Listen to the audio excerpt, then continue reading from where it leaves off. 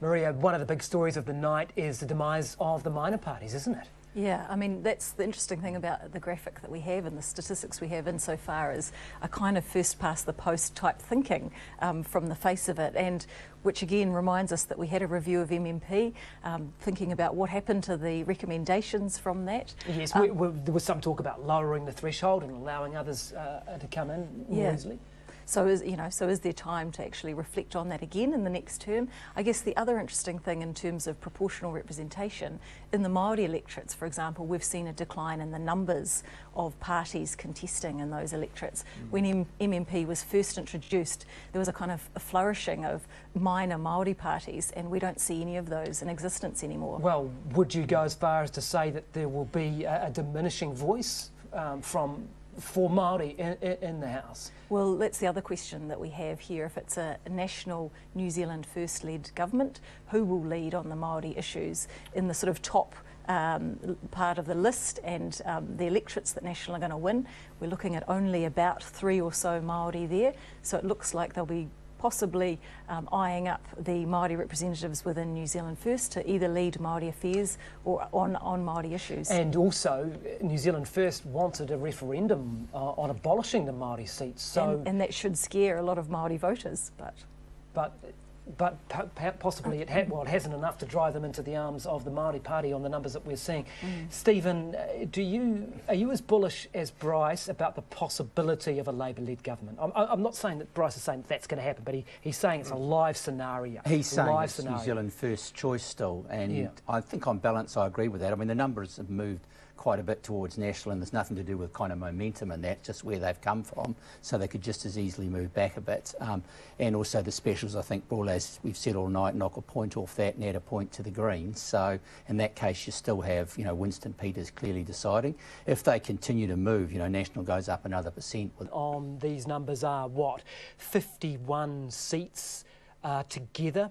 53, I think there. Well, so 44 for Labor and 7 for the Greens makes 51 seats between the two of them.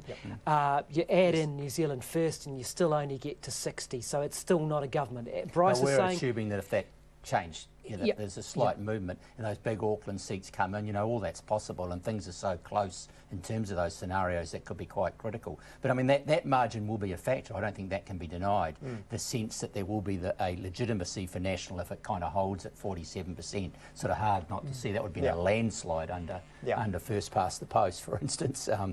So that's one factor, but what he gets out of the deal is another factor. I mean, in the end, the best deal he can get, he can go with, and he'll consider whether he wants to be attached to a government in its 4th term. Can I ask something of a naive question here?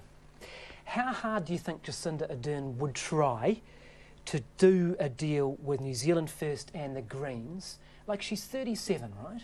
She's going to be leader. She's won herself. Do we all agree she's won herself another term? She's not going to roll her, are they? Does she try to stitch together what would be a pretty fragile coalition? You guys all look at me like I'm mad. I don't think she'd do anything that'd be humiliating. I think that was a situation in ~96 where National, it doesn't Well, this is right. I mean, but Maria, you think it's naive to even ask that, right? Well, I mean, does the Labor Party want to be in government? At what cost, though? Because in '96, as Stephen points out, Winston Peters had emerged, actually wanted to be Prime Minister for sharing. I think there are a number of people in all the parties that want to be Prime Minister. So. I know, but would you actually, how far would you go? And I think that's a really good question. Do you know She'll rule out they Prime want to break Minister. the... She has, Sure. and she will continue to do so. And so will National. But they want to break the pattern, presumably, the Labor Party, that they've had so far of not winning. So I think that's going to be a strong motivating factor. I think politicians never really look long-term. They only really look, what do we want now? Jacinda Ardern might be the exception because of what you've argued. But no, I think the rest of the party will say, we will give Peters whatever he wants. About. Yeah. I mean, who knows what the situation will be in 3 years' time anyway. There could be huge external circumstances which guarantee the election of the incumbent government. 12 years is a long, long time to be in opposition. Incredible, isn't it? Yeah, incredible. I think both parties will be very eager if that is the situation we end up with to deal with Winston Peters. But I would say that I still think, as in '96, when a lot of the national, leading national figures were clearly on their last term, Bolger, Birch, McKinnon and so on, so I think they're a bit more inclined to go. Labor refused to give Peters the treasurership, which National did in '96, so National's more in that position this time again. Yeah, and he might have a little bit more time if those numbers translate. We're looking now at Northland, because Winston Peters, oh look, he's well behind in Northland at the moment. 4,055 votes for Winston Peters in the Northland electorate, which of course he won in that by-election. Matt King, the new candidate for the National Party, 4,297, so well ahead of 200 odd. Of Winston Peters. Well, you also got to wonder what Peters will take out of that loss. Will he blame National, or will he blame Labor for splitting the vote? I'm not sure. Willow Jean Prime has made a valiant effort there. She's on 2,000, which is quite significantly different from her percentage in the by-election. Well, she did, but still, you know, with a newborn baby and everything, I think that's a valiant effort, but yeah, probably has split. What about the Greens? I mean, they started the campaign on some polls at 15%. Here we see them again, possibly locked out of government. What sort of reflections do you think they'll be making, Bryce? I think that there's going to be a big fight in the Greens, no matter what happens after this, because there's a huge amount of frustration and a huge amount of disgruntlement with decisions that have been made in the party, and not everyone has gone along with what Materia Ture has done. I think a lot do blame her, and there are these ongoing questions that have been in the party for a long time about whether we stay to the left of Labor and we you know, are more independent, whether we should focus more on environmentalism, which was what they've done in the last month. Yeah, that's interesting. Longer term. Shorter term, who misses out, Maria? There's some high profile people potentially out there in the Greens who would miss out. Where are we? We've got them just under 6%. Well, I mean, I look at Jack McDonald, who I think is an exceptional candidate. He misses out. Mojo Mathers, I think, also misses out in those scenarios. So they get Chloe Swarbrick in on those numbers. But, man, there would have been a lot of people on that list who were looking at those early polls in the early part of the campaign, thinking they were heading to Parliament. But I think Bryce is right. There are certain tensions that are going on within the Green Party, and some of it is around to what extent do we support Māori rights over environmental rights and concerns, and I think that's been a long-standing tension. Stephen, how do you think the MOU has played out for the Greens and Labor? Success, something that they would do again, or...? I would be surprised if it's done again. I think it was effectively ripped up by the Greens when they went on the strategy, and I can understand their reasons for it. The Labor vote was falling. It clearly wasn't going to take Labor. Clearly wasn't going to take them into government, and there was a sort of three-stage process. They reversed from their previous immigration policy that 1% limit, which kind of gave them a way of working with Labor and New Zealand First on that.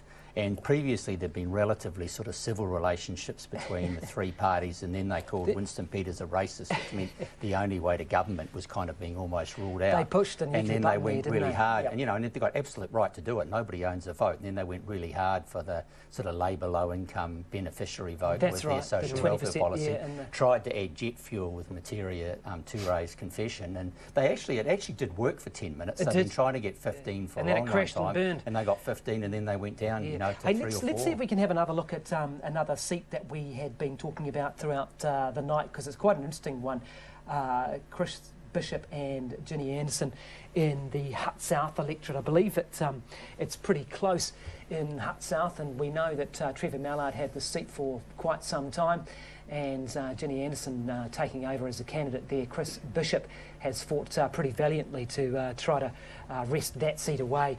I'm not sure whether we've got the numbers on it at the moment, but that seat is a pretty close run thing for the Labor Party. There we go. You have a look there for those of you watching, and if you're listening on the radio, it's Chris Bishop, 11,972 votes. Ginny Anderson, 10,992. Wow, so Chris Bishop there going ahead. Doesn't seem that close. Although I think Bridget was saying that for some of the special votes might be pretty important, but I'm in this electorate, but I'm not sure if There are going to be 2,000 of them. That surprises me, actually. I thought that Labour would take it with Jenny Anderson. There's been a swing to Labour in urban seats, so the movement should have been in favour of Anderson winning this. So this is an embarrassment, I think, for the Labour Party. I mean, sure, Chris Bishop's already an MP and he's high profile, but you don't lose seats like this. They shouldn't have lost this. There's the one seat they did actually assume they'd lose because he's been dug in there really heavily for 3 years, practically been acting as an electorate MP. The party vote has swung around quite a bit. If you look at that, what are you looking at? What are you seeing? 42-39 is the party vote to national, but that last time was very close to the overall result. I think it's maybe slightly better for Labour than the 47-25 overall. So there's been a big party vote swing there, and Trevor Mallard was, the seat's always vulnerable when the incumbent goes. I mean, that's disappointing, but I don't think it's a... All right. Well, good point to leave this, because I think we might be trying to talk to Chris Bishop. Back to you in the RNZ studio, John.